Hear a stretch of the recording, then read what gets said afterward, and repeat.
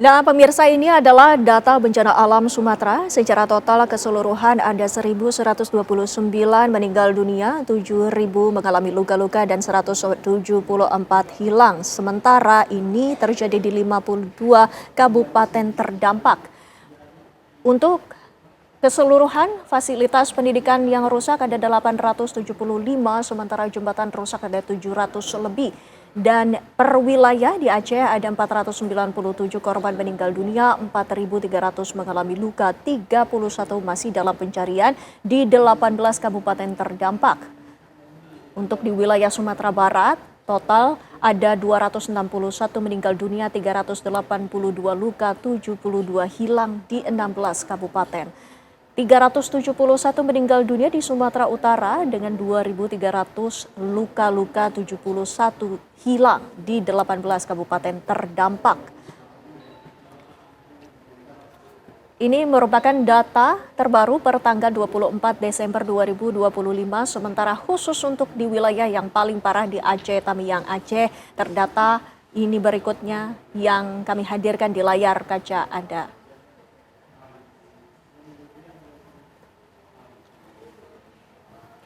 "111 fasilitas pendidikan rusak dan juga dari korban ada 88 meninggal dunia, 18 mengalami luka-luka dan yang mengungsi ada 25.473.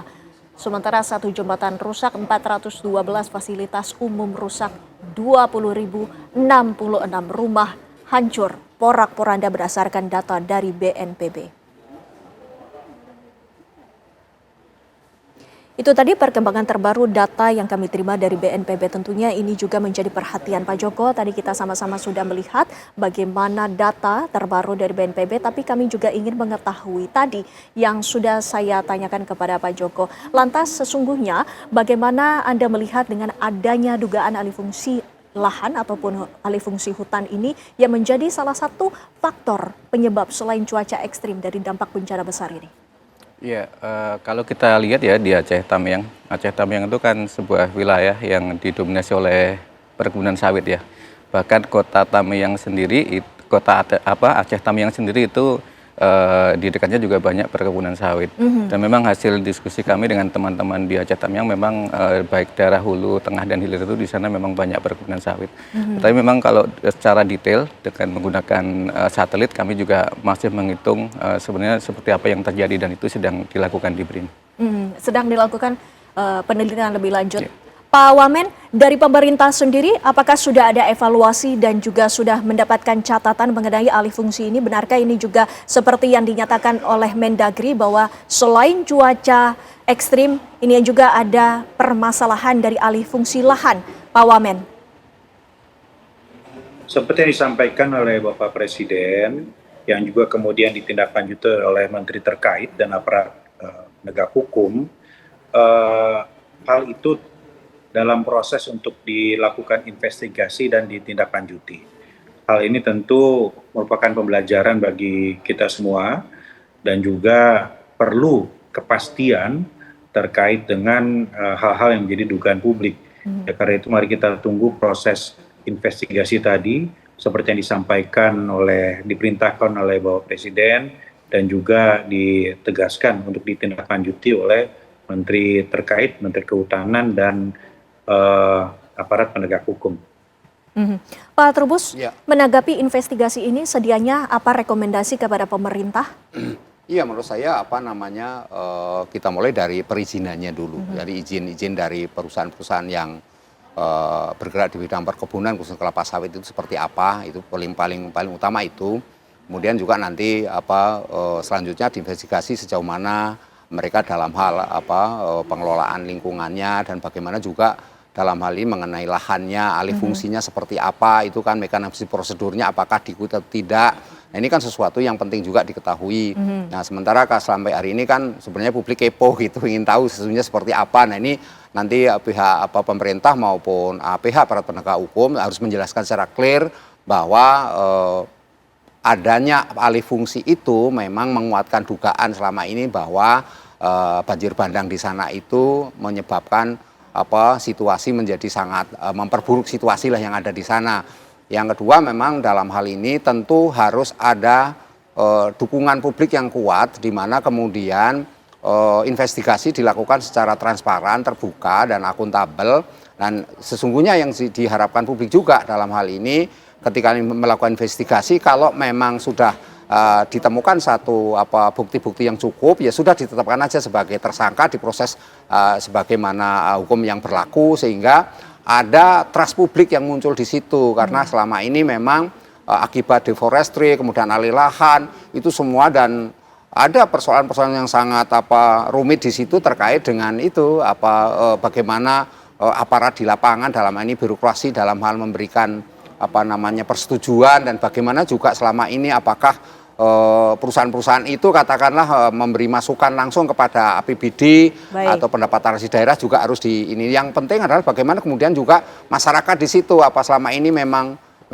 ikut istilah menikmati dari adanya perkebunan itu kan penting sekali, karena ada kemanfaatan publik yang paling utama, sehingga jangan sampai kemudian nanti kita seolah menyalahkan bahwa perusahaan itu memang melakukan istilahnya alih fungsi secara ilegal. Ini kan hal-hal yang tidak benar, karena belum tentu juga, karena ini perlulah investigasi menyeluruh, dan disinilah kemudian perlibatan publik untuk di dalam mengawasi, sekaligus bagaimana publik juga ikut dilibatkan dalam hal adanya temuan-temuan, bahkan mungkin publik punya catatan-catatan, punya bukti-bukti juga, punya rekomendasi yang memang selama ini tidak diketahui, karena itu biasanya publik lebih cerdas, Mbak, dari soal-soal seperti ini, Mbak. Kita kembali bagaimana situasi di warga terdampak, Pak Joko. Dari pengamatan Anda di lapangan, apa sesungguhnya yang menjadi metode ataupun kendala dalam melakukan pembersihan? Terutama kita ketahui sama-sama kayu-kayu gelondongan ini cukup besar dan juga lumpur cukup tebal. Bagaimana pembersihannya? Ya, kalau yang kami lihat di lapangan ya, Mbak, pembersihan itu banyak menggunakan alat-alat berat ya. Dan sekarang sebenarnya sudah dilakukan ya. Dan jalan-jalan yang putus, yang menghubungkan antara Medan dan Aceh Tamiang juga sudah clear semua, sudah bisa dilewati dengan baik. Saya kira memang kita perlu waktu ya untuk semua nanti bisa dibersihkan, dan warga juga mereka bahu-membahu saling bekerja sama untuk saling membantu untuk sudah pembersihan. Berapa persen untuk pembersihan ini? Belum terlalu banyak karena masih banyak yang tertutup lumpur ya. Kira-kira mungkin 20% lah. Lantas kendalanya mungkin cuaca atau lain sebagainya? Kalau cuaca ya memang kadang-kadang sedikit gerimis ya, tetapi tidak lebat gitu hujannya. Jadi saya kira masih mudah lah untuk dilakukan pembersihan. Gitu. Baik, Pak Wamen, untuk rekonstruksi dan rehabilitasi khususnya untuk di wilayah Kabupaten Aceh Tamiang ini, selain langkah-langkah yang tadi sudah dinyatakan oleh Pak Joko Widodo untuk permasalahan pembersihan gelondongan kayu maupun lumpur, adakah langkah-langkah selanjutnya yang diprioritaskan oleh pemerintah? Agar kita bisa segera masuk ke tahap rehabilitasi dan rekonstruksi, ini tanggap darurat ini betul-betul harus kita pastikan bisa kita atasi bersama-sama secara secepat mungkin. Ya, seperti yang disampaikan tadi, di lapangan ini kendala utama adalah satu, keterbatasan personel, kedua adalah alat berat, dan ketiga adalah peralatan. Nah, karena itu di lapangan ya kita melihat ada penambahan tenaga dari TNI dan Polri, dan kami mendengar juga bahwa ada rencana penambahan jumlah personel lagi untuk membantu pembersihan, dan Kemendagri saat ini juga tengah melakukan konsolidasi untuk juga sesegera mungkin memberikan bantuan personil dikirim ke sana. Saya kira itu yang paling diperlukan, dan alat-alat ini bisa kita dapatkan nanti dari kota terdekat ya, seperti Langsa atau Medan. Itu yang pertama. Baru kemudian nanti melalui Satgas yang dipimpin, Satgas Rehab Rekon yang dipimpin oleh Pak Pratik dan Pak Mendagri, kita bisa fokus untuk memulihkan kehidupan di sana agar bisa berjalan kembali pendidikan, perekonomian, dan juga pelayanan publik. Untuk dari hunian, baik itu sementara ataupun tetap ini, apakah seluruhnya juga sudah disepakati, baik itu oleh pemerintah daerah ataupun berkoordinasi dengan warga sekitar? Ya, fase ini memang memerlukan bantuan untuk huntara gitu ya.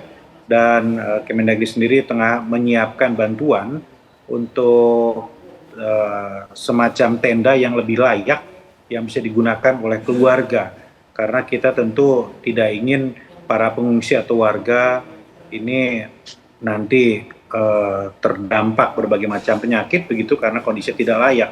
Jadi di fase tanggap darurat ini Huntara sepertinya sangat mendesak dalam berbagai bentuk begitu, dan sembari kita melakukan pemetaan kebutuhan nanti hunian tetap yang akan kembali dibangun oleh pemerintah.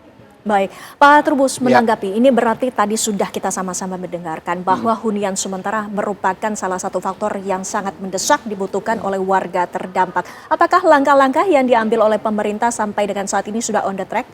Ya, saya lihat sebenarnya sudah netral karena kan ini permintaan pemerintah daerah kan, artinya dari sini warga yang meminta korban supaya ada tadi disampaikan sama Pak Wamen itu adalah Huntara gitu, karena ada daerah juga yang mintanya langsung Huntap Mbak, tidak Huntara. Jadi ini kan memang meminta Huntara, jadi perlu juga nanti dipikirkan adalah bagaimana bahwa mereka selama tinggal di situ berapa lama dan ada kejelasan juga, karena selama menunggu itu kan sesuatu menunggu itu kan membosankan nanti saja mereka kemudian tidak betah gitu kan. Ini kan hal-hal yang harus dicari, kemudian juga istilah jaminan hidup lah ya, jaminan hidup yang layak ini kan perlu dari pemerintah. Jadi dalam hal ini apakah mereka diberikan sehari berapa uang yang harus disediakan oleh pemerintah, kemudian dalam hal ini juga kebutuhan-kebutuhan lain termasuk di dalam Huntara ini juga ini Mbak macam-macam kan, ada piring, ada sendok, ada apa kan yang dibutuhkan dalam sehari-hari untuk aktivitasnya, dan yang penting juga sebenarnya anak-anak dan ini jangan sampai kemudian mereka istilahnya sekolahnya terlantar. Ini kan sesuatu yang harus dipikirkan dengan matang. Nah, kalau memang jarak sekolahnya agak jauh ya harus disediakan juga alat transportasi ke sananya misalnya seperti itu. Nah, yang lain adalah mengenai kesehatan. Nah, ini yang menjadi problem seringkali di pengalaman dulu di di Sulawesi ya, di Poso itu memang tahun 2018 itu akhirnya mereka banyak yang sakit gitu kan di tempat Huntara itu. Jadi karena apa? Karena mereka ya dihadapkan oleh adaptasi yang terlalu lama untuk menunggu itu, yang kemudian macam-macam, ada yang anak yang diare lah, kemudian ada juga yang orang tua juga mengalami demam, ada ispa, macam-macam penyakit ini yang kemudian memang ini diharapkan nanti tidak terjadi yang di Aceh Tamiang ini atau di tempat lain juga. Tetapi yang jelas bahwa kepastian mengenai Huntara ini memang harus betul-betul mempertimbangkan aspek-aspek dari kebutuhan masyarakat itu, karena itu kan umumnya kan seragam Mbak, kalau sama gitu kan, padahal masyarakat kan heterogen, ada yang maunya seperti ini. Nah, ini kan juga harus dikasih penjelasan, jangan sampai kemudian nanti berebut, saya membutuhkan yang dekat jalan raya atau mereka membutuhkan yang lebih jauh dan sebagainya. Ini kan istilahnya pembagiannya, distribusinya betul-betul merata, tapi juga ada rasa nyaman mereka tinggal gitu, karena selama menunggu ini